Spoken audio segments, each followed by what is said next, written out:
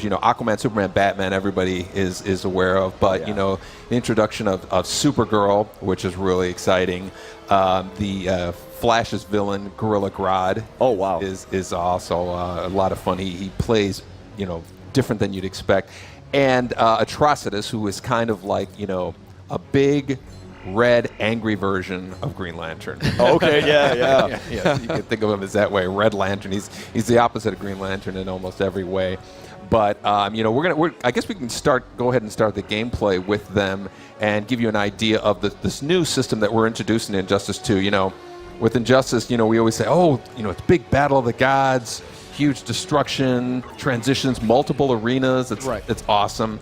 And with the sequel, of course, we're going to add new characters, and expand on that whole thing. But the gear system, what we're calling the gear system, is really like the foundation of what is brand new, what we're bringing to the table, differentiated from Injustice, as well as differentiating it from other fighting games. Wow, very cool. So, like with each match that you fight, you'll be grabbing gear, or how does that work? Yeah, so like after a fight is done, you're going to acquire some gear, and the gear actually powers up your character. So every character in the game has thousands and thousands of boots, utility belts, cowls, capes, insignias, and when you finish playing the game, it's kind of like XP. You're getting a drops of gear. Sure. And then you get to actually apply them to your character, and they power your character up in different ways.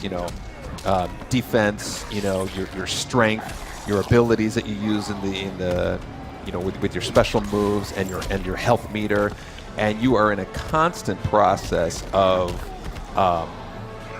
leveling up. So yeah. Now, does this carry on to online also? Will I be able to face Superman versus my Superman, where it's decked out differently? Yeah, and what you said is really key. It's like your Superman, your Batman, your Aquaman against somebody else's, and it's all personalized, and it is you literally customizing, molding your version of these characters that go up against somebody else's. I love that idea because you see so often, there's certain characters who will be more popular than others, and you see a lot of mirror matches. But now, like you said, you can have your, maybe I'll focus on more offense type gear, versus maybe Swifter's defense type, gear. Exactly. Sounds great. You notice here there's this big transition. You can throw your opponent into a new arena where there's a whole new palette of objects that you can actually use in the fight. That was, something that really resonated with the last Injustice, and we really wanted to bring it over.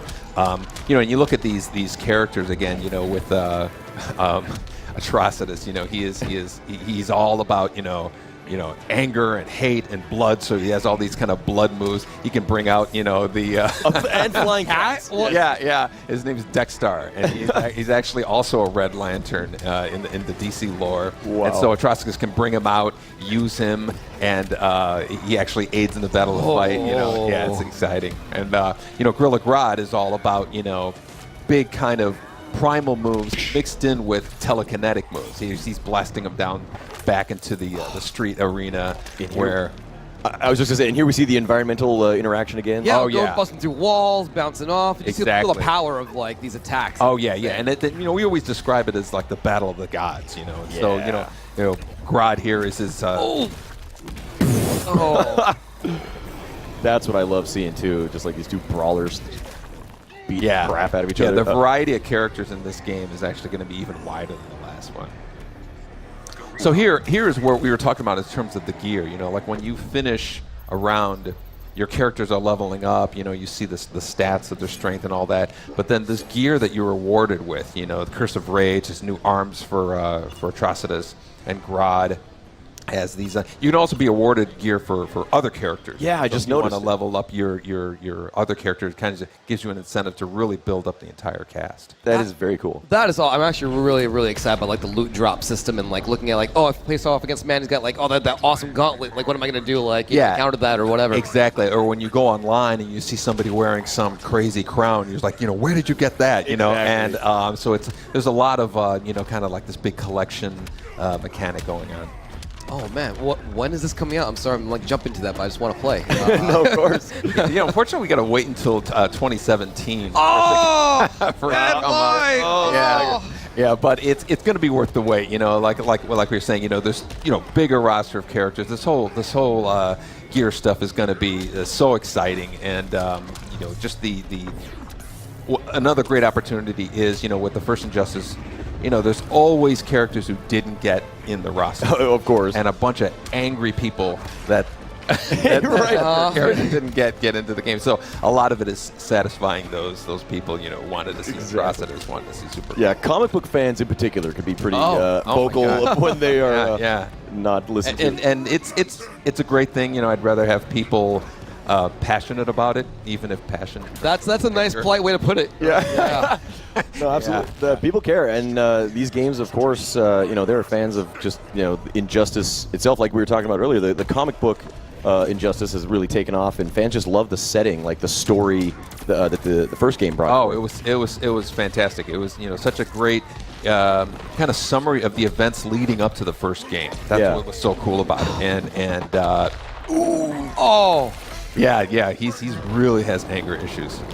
Like you said, I love that idea that you guys come from the perspective that it's like the gods, like just these beings with like ultimate powers, just throwing down. Exactly. It's kind of like thinking of you have these super powered beings all kind of assembled, and a story that kind of gives them a reason to want to beat the crap out of each other. Yeah. So, are there any changes to like the combo system or like the mechanics? I'm sure you guys are still kind of tweaking that, of course. Yeah, we're always refining it. We every game we really want to add nuances that not only can be appreciated by kind of casual guys, but the hardcore fighting game guys. We really are big fans of esports and everything, and we really want to have this game be a big part of it with tournaments and all that stuff. So there's a lot of really deep layers that we've added to the game for those players.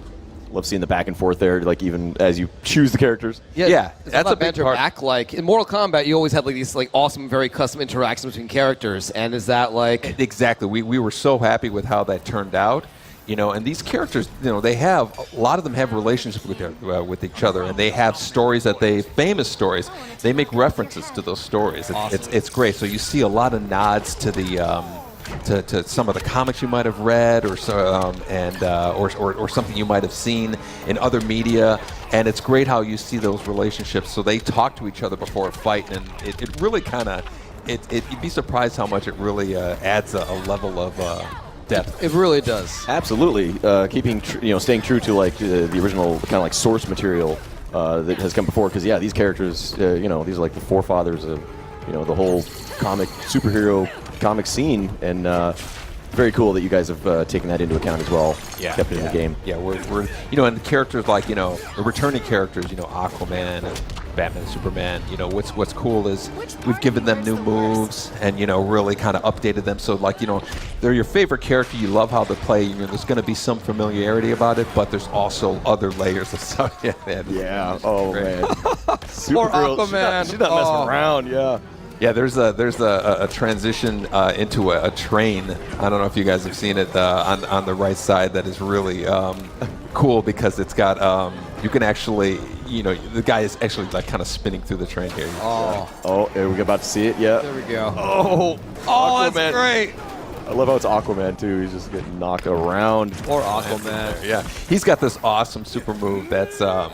It's probably one of my favorite ones in the game right now. It's just kind of really, it's just so ridiculously over the top. Yeah. Considering his last one had this big shark, he really wanted to have something that kind of one up that whole thing. Wow! Is this it, or I think we're seeing it right now. Look at that! Oh, it's something like prehistoric. It's not even over. Wow! Oh, sick.